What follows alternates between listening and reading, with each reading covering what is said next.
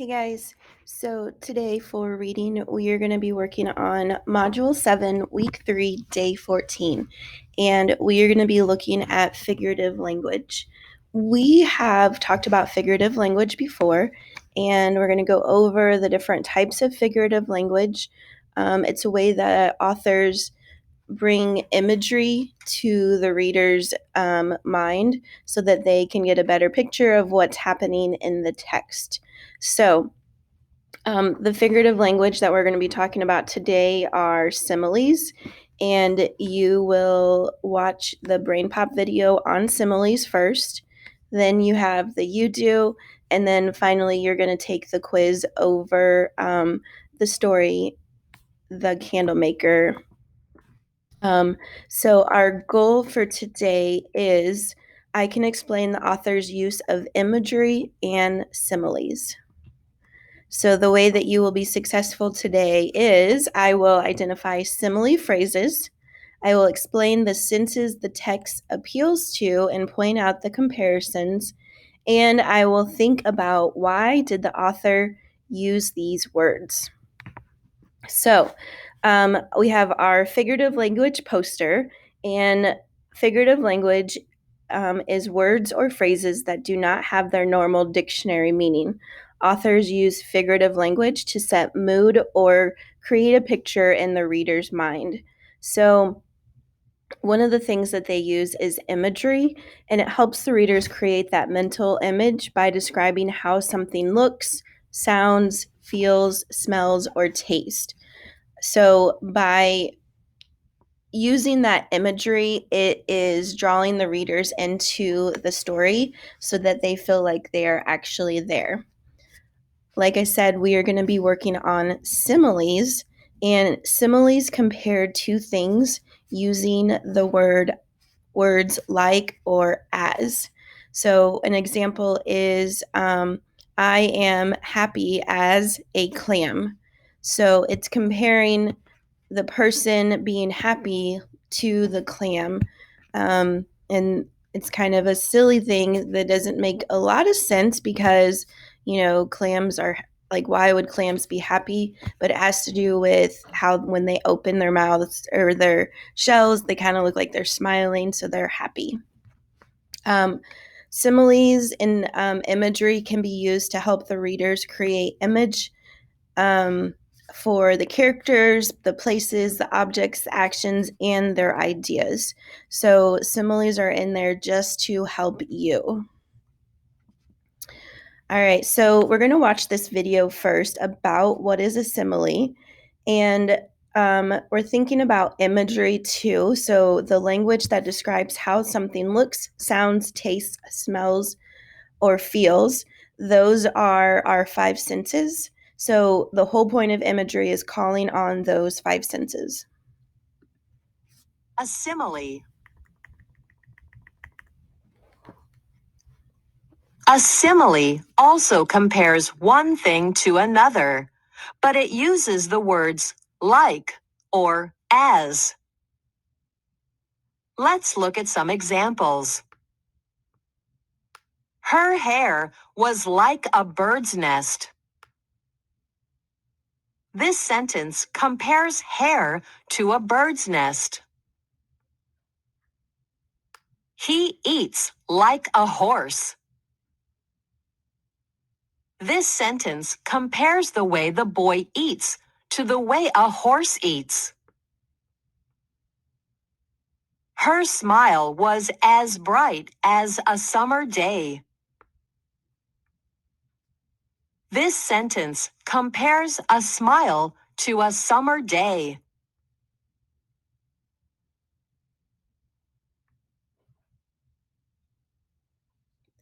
All right, so just three examples of similes and how they compare two things. So we're going to look in our book. We're looking at paragraph 17. It says, but then that afternoon, a special guest came to Hildemar and Santiago's class. She was a tall, slender woman with dark hair that sparkled like luceros in the sky. When she spoke, her hands moved through the air like the wings of a bird. So in this sentence, there are a couple similes, and I want to underline the similes that we can see. So one of them that I see is her eyes sparkled like luceros in the night sky. So I don't necessarily know Spanish. I don't know what luceros is. I believe that they are stars. So it would be her eyes sparkled like stars in the night sky. And then another thing that I saw was that her hands moved through the air like the wings of a bird. So her hands moving is being compared to the wings of a bird. So we can see those. They both have the word like. Remember, similes use like or as to compare two things. So they both have like. And as we're looking at them, we can see that the word like shows us that they're similes. And then we want to ask ourselves, why did the authors use these similes?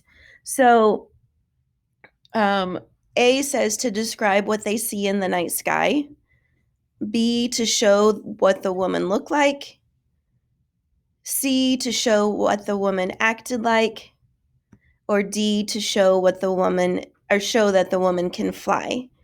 So for part of it, it's not really talking about what they can see in the sky. It's saying that the eyes are her eyes are like the stars in the sky. So part of this is going to be that it shows what the woman looks like. They are comparing her eyes to the stars. And we can look at it and say, well, we know stars sparkle, so her eyes are sparkling. And then it talks about her hands moving through the air like the wings of a bird. So when I think about the wings of a bird, usually they are very smooth. They're kind of flowing together. It's not usually a real crazy rapid movement. There's very specific ways that they move. And I feel like her moving her hands through the air like a bird um, would show how she acts. She's kind of graceful when she moves. So I would say that the second simile shows us chose this to show you how the woman acted. She acted gracefully. All right. Let's look at this next part. Which sensory words help us to imagine the storyteller's eyes? I kind of just talked about that where I said they sparkled like luceros in the night sky. Um, and so, what senses can you use to imagine how something sparkled? So, I'm thinking about how do I know something sparkled? What senses do we use? Well, that's our sight. So, we are looking at using our sight, our vision, what we see, to imagine what her eyes look like. All right. So, for your you do, you are going to read the surprise party. And on this, you are going to find all the similes that you can. There are 6 similes in there. I want you to use the highlighting tool to highlight the similes in the passage. So remember, similes compare two things using like or as. So as you're reading this, I want you to be finding those words like or as and reading what's happening with it. Just because it has like does not mean it's always going to be a simile, but we need to read around it to see if it's comparing two things together. Then I want you to think about this little sentence, couple sentences. Grace told her mom about the party. Her mom was pleased as punch, but my mom was mad as hornets. So I want you to explain either of these similes. You can pick either the pleased as punch or mad as hornets. So you're thinking about what these words might mean. What do you know about punch? What do you know about hornets that are going to help you to understand how the person is feeling? After you explain that, you will have your test or quiz over this story. So you can use your book to answer the questions. It will be a short one where you are looking at questions from the text. And then you have the brain pop video that you'll do first, actually. So kind of switching gears, we're going to be looking at test prep. So looking at some things that will be on the test tomorrow. First thing is an analogy. We watched the analogy video the other day, and I want you to watch this one, and then we'll do the next two slides and go over them, and then we're going to see what we can do on our own. Learning upgrade.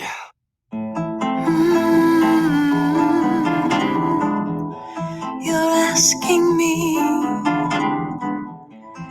what is an analogy? It's a relationship between two words. Red is to stop, as is.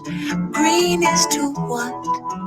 At a red light, you stop. At a green light, you go. Tall is to short, as is. Big is to what? The opposite of tall is short.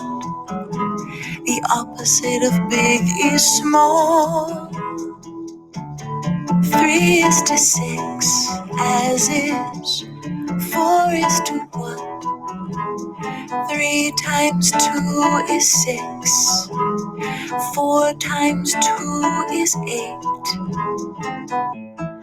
Now you see,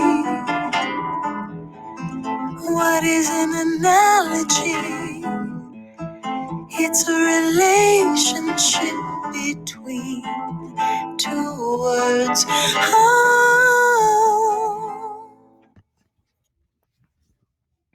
Okay, so let's look at this slide, and we're going to look at paragraph 72 in the story.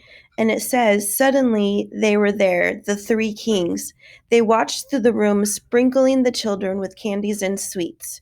So we're going to read the underlined sentence. Kings are to queens like blank are to girls. So we're looking for the relationship between these two things. So we know that kings are the rulers, and then there are the queens who are the rulers. But a king is a boy and a queen is a girl. So we're looking at how boys are to girls. So the answer would be B, boys are to girls. Kings are to queens like boys are to girls. All right, let's look at another one. Paragraph 17. We've looked at this paragraph before. But then that afternoon, a special guest came to Hildemar and Santiago's class. She was a tall, slender woman with dark eyes that sparkled like luceros in the night sky. When she spoke, her hands moved through the air like the wings of a bird. So, wings are to are to a bird, like blank are to fish. What is the relationship? So we know that birds have wings, and so we have to figure out fish have what. So we're going to look at it and say fish have gills, they have scales, they have fins, they have eyes. Well, all of those are true. So I'm going to have to take another look at this. And I know that birds use their wings to fly, to move. So I'm going to look for the word that tells me, what do the fish use to move? So the gills are there to use to help them breathe. Scales are there to protect their bodies. It's like their skin. Fins are what they use to flap around so that they can move. And then their eyes are what they use to see. So in this analogy, we're looking at how birds use their wings to move. Fish use their fins to move.